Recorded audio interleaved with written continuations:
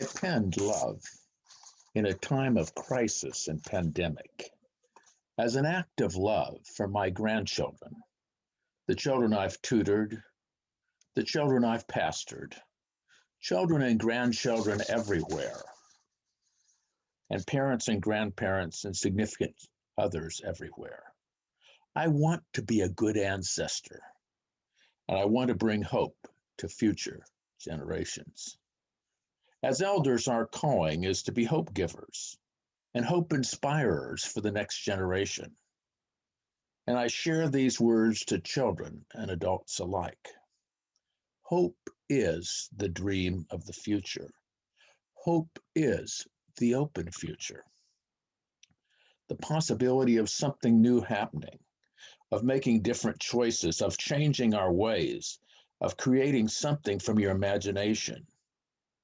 Hope is the great work that you and no one else can do.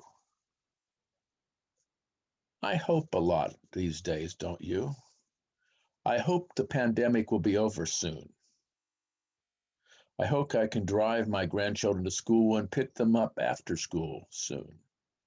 I hope I can get ice cream with my grandchildren at the Four Seas or Polar Zone or Gone Chocolate on Cape Cod where we live.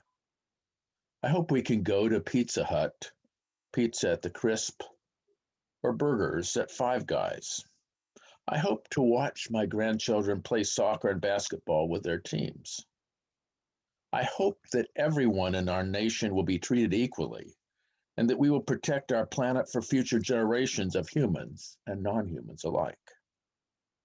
Hope is the future that may come if we keep the faith and do the right things like wearing a mask, washing our hands, keeping safe distance.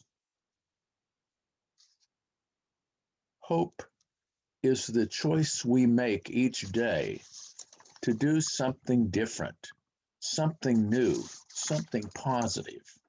Hope is, as my wife says, a pick and shovel virtue. Hope finds its completion in action, in being that good ancestor.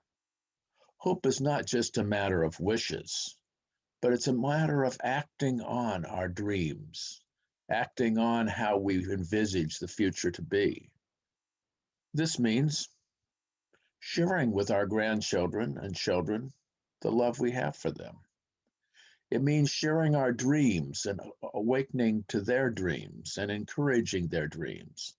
It means planning for a future that we may never see. It means acting hopefully to respond to racism and privilege and economic injustice and climate change. It means trusting God with the future, even as we act in the present. God doesn't, as Mother Teresa says, call us to be successful with all our efforts, but we are called to be faithful. And I believe we are also called to be hopeful as we work to bring about a world in which every child has a home, good food, health care, education, and the ability to grow to be the person that they're intended to be, free, creative, loving, affirmed. Hope is that dream of the future, that far horizon toward which God calls us, that moral and spiritual arc that lures us on each new day to be God's companions in healing and growing this good earth.